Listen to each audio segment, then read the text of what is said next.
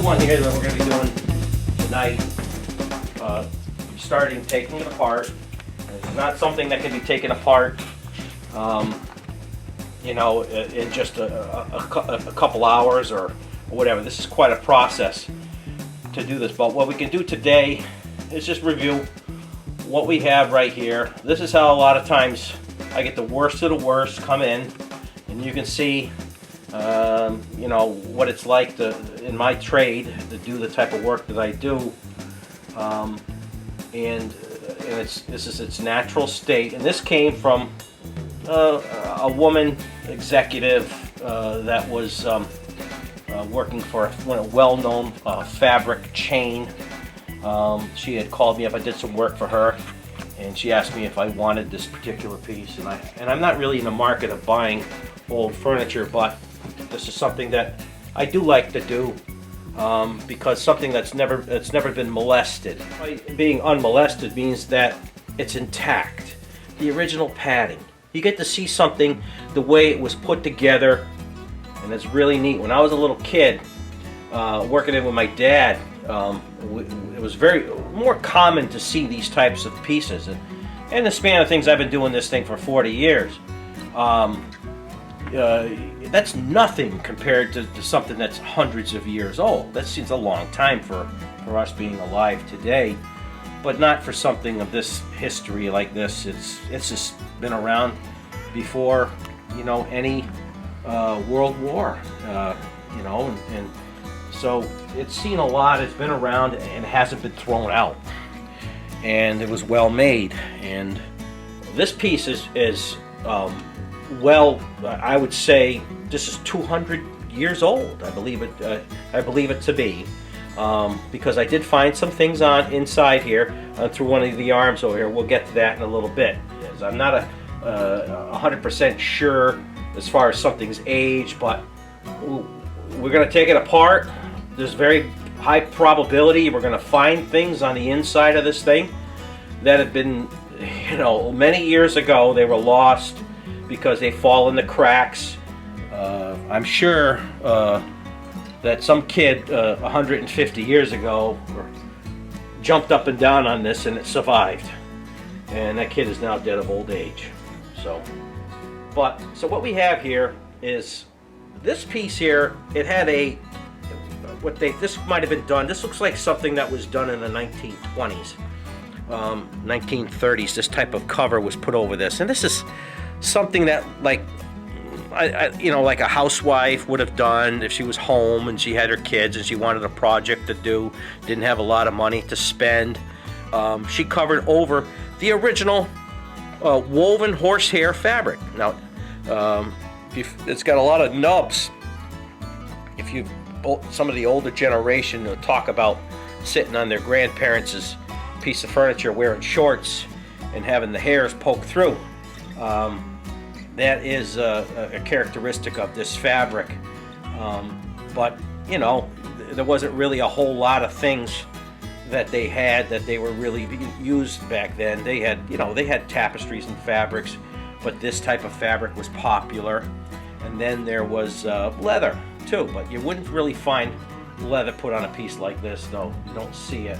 And I've worked on quite a few of these old pieces of this generation over the years, and they typically have this type of woven horsehair fabric.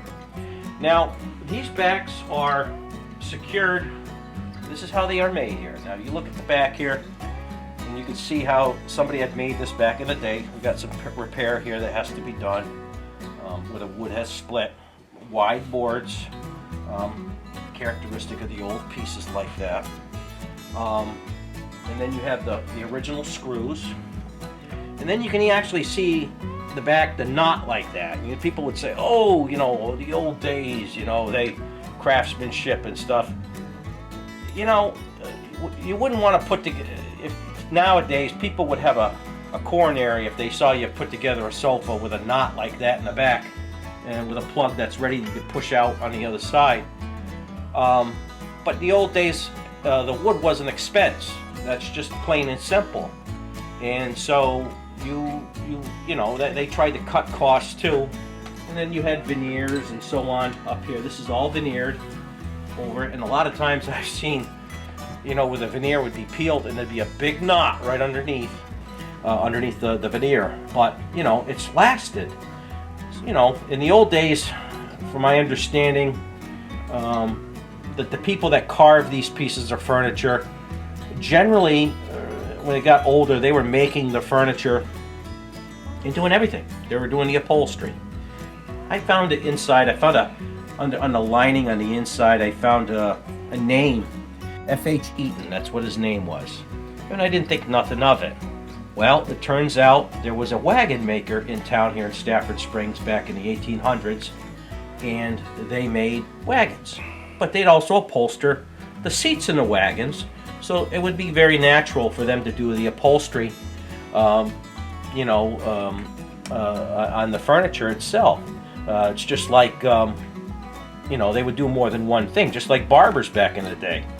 Well, you know, get your hair cut and get a limb amputated too, you could have done. But nowadays we don't go to barbers to have limbs amputated. So we got to take this apart here. We got the backs here. This one comes off too. It was just propped up there, not holding very well. And you can see I was moving it, and one of the nails came out. This nail here is a handmade nail, and you can see how it was. They were just cut of such a nature, and then the heads were peened over, and that's the way the nails were. They were made back then. So we are going to proceed to take this back. This will probably just come off too. No, we're gonna have to unscrew that too. It'll take more time than you expect to do this stuff. Let's see. If we go in the back here, we're gonna see here. This is what the back of this piece looks like, and this is gonna come off in stages. These arms, see this, the old stuff here too. It's lucky they didn't lose that stuff. But if you look over here, these nails are going to have to come off. This is all going to have to come off. And we got some mice stuff, but we also have some writings here. BC 36. And it wasn't the Stone Age, the 1800s. They were still manufacturing things and doing things. These are the screw heads here. They cover it up with the lining so that they wouldn't poke through. They didn't want the poke in the back, so we got the original screw. That's an original screw from the day. Okay, but if you notice too, that these screws were on an angle. If you looked at the front of it, and the reason was, if they had the screw going straight, it would be poking you right in the back because they didn't have the right size screw. That's what they did back in the day. So we got. This is going to have to all come off.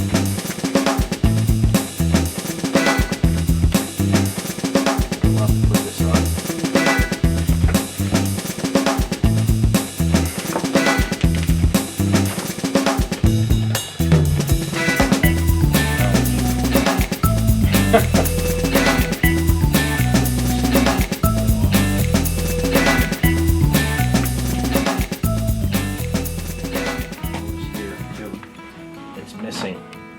See the whole side over there is missing the wood, the filler pieces right here.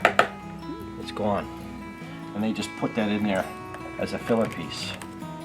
We'll save these. We can re-glue these into place.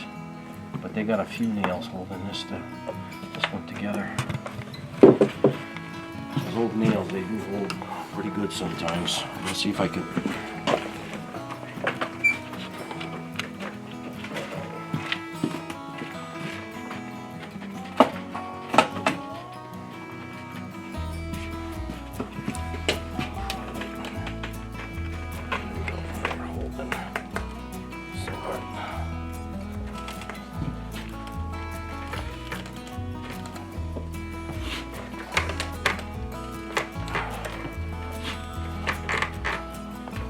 usually the best way on these to do that because the nails are buried. They got them deep inside. There's lots of them when you do this way. You know.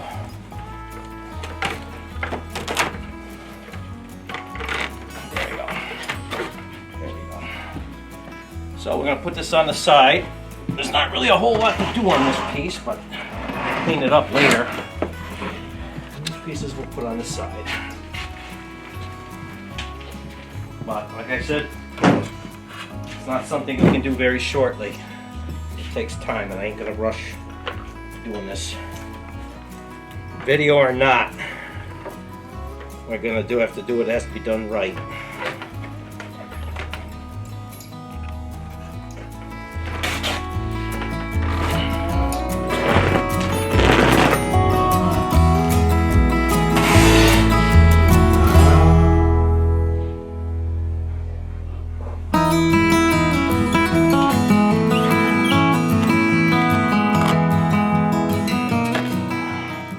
Sometimes in these old pieces you'll find names, and even the newer pieces, the more higher end pieces, you'll find people who was involved in making it. This is BE36KD. I don't know what that is. It's probably a production number.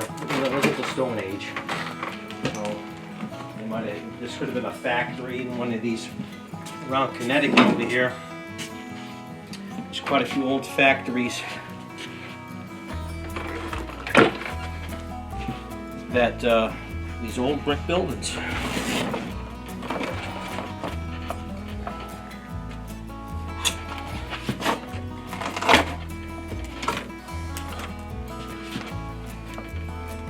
Let's see the wood. This here is the buttons. You don't see the buttons now because they're underneath the black. Look. There they are right there. And I don't know if we're going to make it with the buttons. We're definitely not going to put the buttons on the seat. And I'm not a big fan of them on the seat because they tend to people drag their butts and they pull on the twine and they break the twine. It can happen. You can see through here, there's not a button to be found on the seat. There was ones, but not anymore. But you see the old wood, raw. It wasn't planed. It was all, you know, rough cut. Some damage, but this piece is in good shape though, believe it or not. It's in very good shape. So I knew it was going to be a good one. Somebody wrote something in chalk many years ago. It looks like 1828 to me. You got two loops, see? 1828. So that's what that's not, I swear in the Holy Bible I didn't write that in there or anything, and that's old. You can see that. That's been there for many years. And you can see the wood, how it's all hand. Oh yeah, it's definitely. It's all handmade. Piecemeal together. Well, hey, 200 years, it don't owe anybody nothing. And you can see here, this is some old felt that they used on top of that. That would be deadened. Natural fibers are dense. And so having something like this would keep the elbow from hitting. But this is the inexpensive type padding. It's completely decayed. It's so old, it just crumbles. When it was new, it's not that bad. It wasn't that bad of a stuff to do it, but hog hair would have been much better. And again, it was more expensive. And a lot of these pieces I found, if they're in this area here, this is an old area. A lot of times they're made in this area. We had Baker's Furniture here in town. That was the oldest furniture store in the country, and it just closed up several years ago. And they had some beautiful stuff that passed through there for the years. But when you had a store like that, a lot of times the stuff was going to be made, you know, around here. And like I told that story about F.H. Eaton, it was a wagon maker earlier. Stafford was a pretty good town as far as industry, and they, you know, they had a lot of stuff available to them. So I'm going to take this in there. We have screws in here that hold it to this front piece here,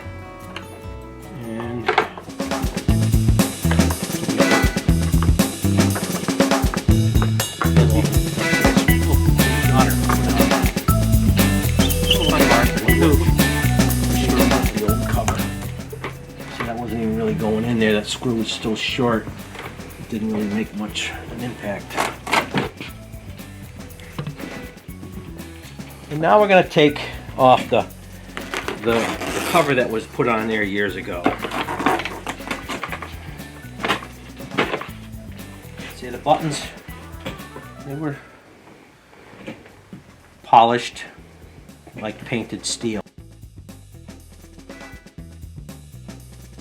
It's not bad. They were made.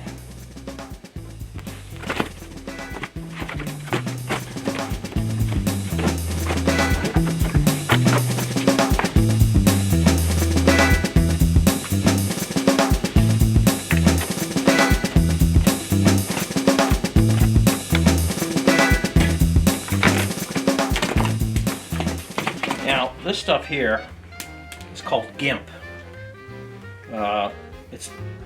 It's what they use to cover the nail heads on this particular piece. In the old days, before glues and such, hot glues, they used GIMP tacks. And they were very much, you see right here, it's hard to tell, they're so decayed. And if you see here, it is just a small head. Real long too, by the way. That's more than necessary, that's for sure, just to hold the GIMP on in place. Small head so you didn't really see it so much, but you saw the braid covering it up. Nowadays we have GIMPs that are that we glue on with hot glue, and it does a very nice job. You don't have to have these. And when this was put in, this was in somebody's mouth, and that's how it's applied. These were put in their mouth at some point. The upholstery tacks like this were put in somebody's mouth, and they had a magnetic hammer, and I could put these down faster than you can with a staple gun.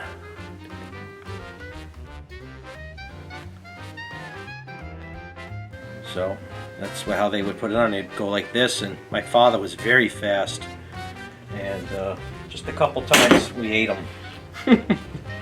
They tell you to eat bread, and never had any problems.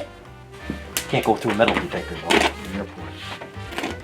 So we're going to take this off, and we're going to see what's inside. And the last time that this was put, somebody was inside, was in the 1800s. And there's a lot of stuff to be done. Now, for fabric as old as it is, this cotton lining is very brittle, and this horsehair fabric is still very strong. I tell you, these people today think that the older people were dummies. They weren't dummies. They were very smart.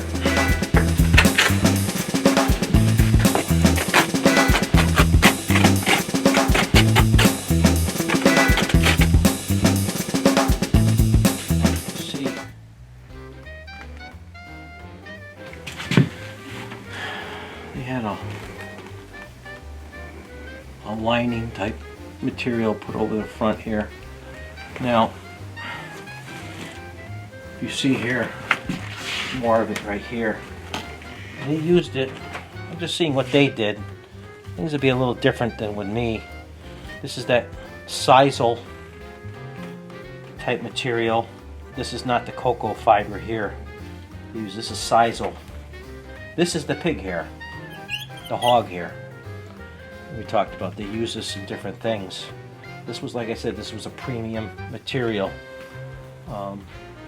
This stuff was less expensive. It was still, hey, it lasted for so long. I wouldn't say anything was better then.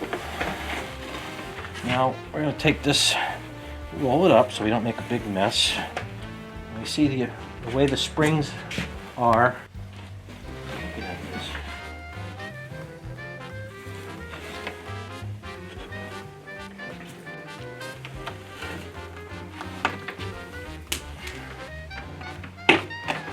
They always told me that it was, I always hear the line in this trade. I always hear that it's a dying trade, boy, they'd say.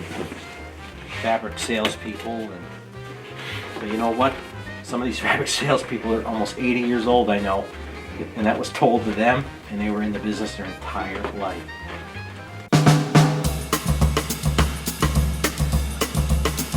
You know, it's a very rewarding type of trade to do because you get your results. When you complete your task, you get your treat.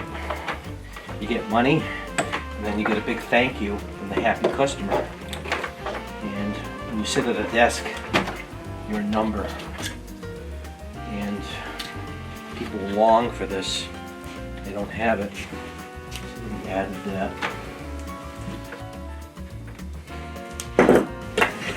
See, look.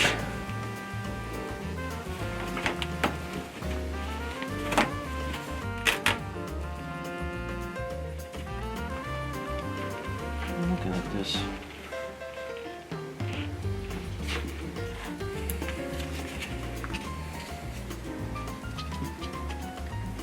Oops, sorry.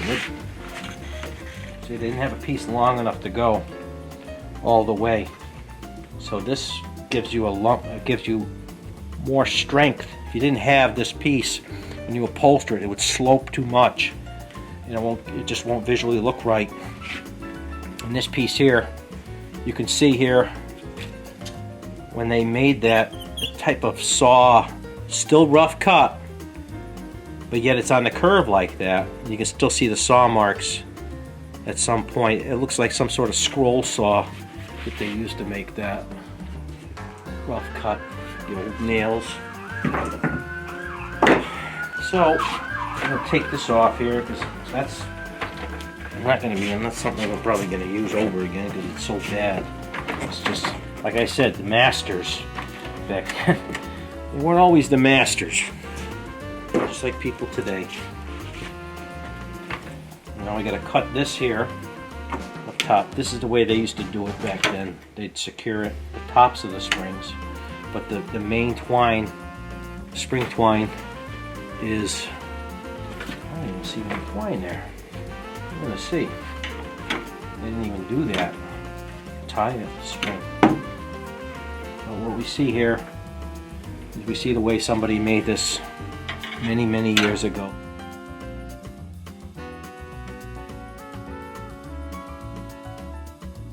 That material, but that's that looks like some sort of apron.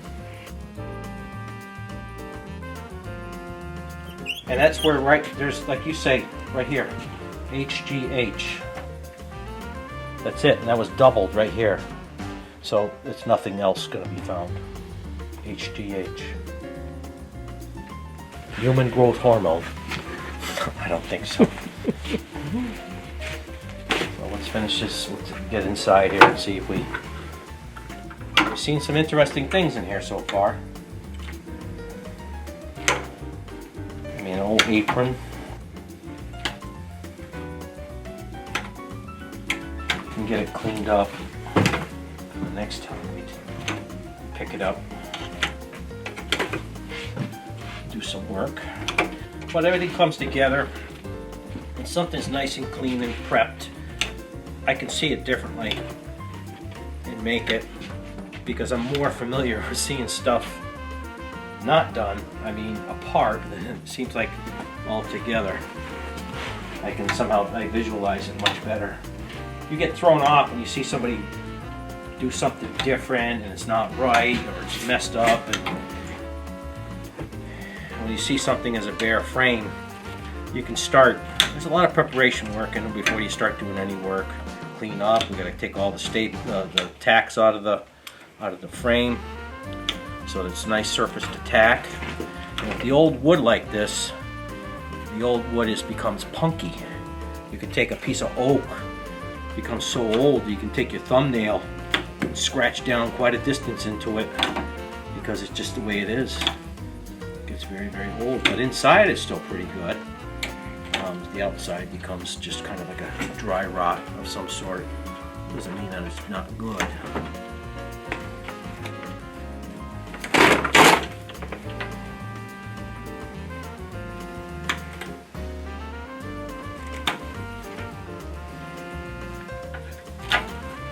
Makes me wonder about this, that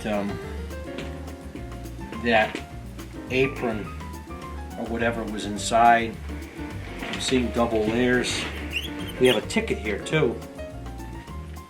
This was you can see here, there was some sort of label. This is probably just they would repurpose the shipping bags for cotton and so on. Well, that could be the outside label, but this is a some shipping thing. What it was. Some letters here too. In the old days, so there's two layers. There's something that was done inside of this thing. I think somehow they did some work on the inside of this because we had two layers. We got this on the inside. I just peeled off a layer that was sewn on top. So it leads me to believe that we have an apron. I don't think the people that made it would have put an apron in. That would have been done at a later date. So I'm thinking that somebody has been inside and they weren't happy with how it's set with the springs. And this is, you know, pretty, not too bad. I've seen all that before where it gets so decayed that, see, there's two layers of that twine like that. That's not typical. We got something written here. Dayville, Connecticut. Yeah.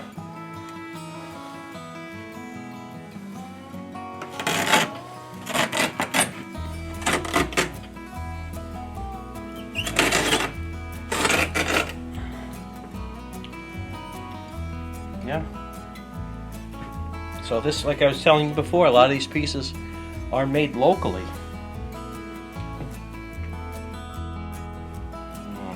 It's Dayville, Connecticut, but I can't tell what this is. It starts with an M. Something's faded out. The natural fibers, they rot, they decay, they just dry rot. You got double layers of this. But I think somebody's been inside this before and did some work. I think, I don't know, they might have, I'm looking at those steel buttons and I don't know if those are original. Somebody tried to, I think, maintain it at some point. It had issues maybe many years ago when he added the buttons. Because of these seat springs are never going to be comfortable, they're never were tied. Which is kind of odd. Usually the springs are going to be tied. This is not enough to hold it in place. You have to use regular spring twine, and we're going to do a real nice job tying the springs. And we'll see if it's ever been done, which I doubt it's never been done. I mean, this is probably the original cover in here. I just went over the top. You know, a lot of those upholstery shops back then, everybody had stuff reupholstered. And there's people that did the fast and dirty back then too. I'd see it a lot. And they'll cover over. Some pieces come in with covers one after another. Old upholstery, you find 5 layers of upholstery fabric. We got some more here. Of course you can't. G something. Something there. But it's so decayed. Connecticut, I can see that. C-O-N-N.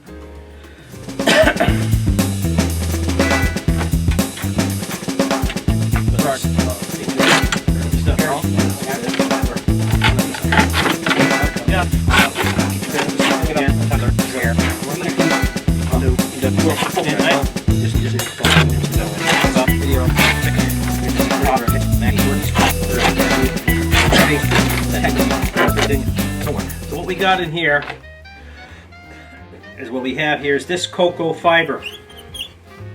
Sometimes in the old days too, you'd find wood shavings, and the wood shavings was cheap. That's wood shavings or what? But it's an old fiber, but it crumbles. And the reason why you say, well, what's all this stuff here for? That was put there for a reason. So when you set that spring without that, you get a certain spring, the way it's wound. Hear that? Come down hard, it's going to make the noise. They stuff the inside of those springs like that so you don't hear anything. And that's the reason why. So we'll do something similar to that too. But these springs are good and old. You know, springs, if you look at the nails there, they're not even rusty. Everything seems like it was better back then, including people. Nails, but ain't no difference. That's what I'm there.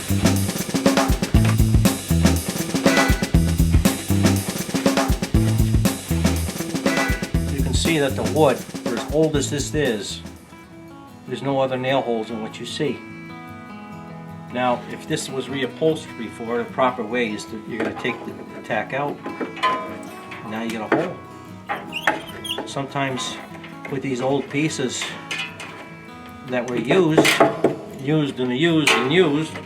not really abused, but because people would take good care of it back then, but they'd reupholster it because Mama wanted things to look nice. And so it'd be reupholstered. It'd be reupholstered so many times that this sometimes becomes a problem because these tacks become like little wedges. And over time, they will raise havoc with the wood that you'll have a tough time putting a nail into it to have it hold. And so you have to do everything around that. And you have to, you restore it. It's a teardown process. When you make something new, you're just assembling. But to take something down, something that's 100, 200 years old, it can be very, very time consuming, and you've got to make it the old ways. And they just don't do that stuff nowadays with the furniture. Furniture's not made this way. It's made with planned obsolescence in mind. So that's pretty much what it is with this type of trade. And I think we're going to get some feedback from the people, and we're going to see what they think, and they can watch this unfold till the customer takes possession of it, and they're going to be very happy, guaranteed.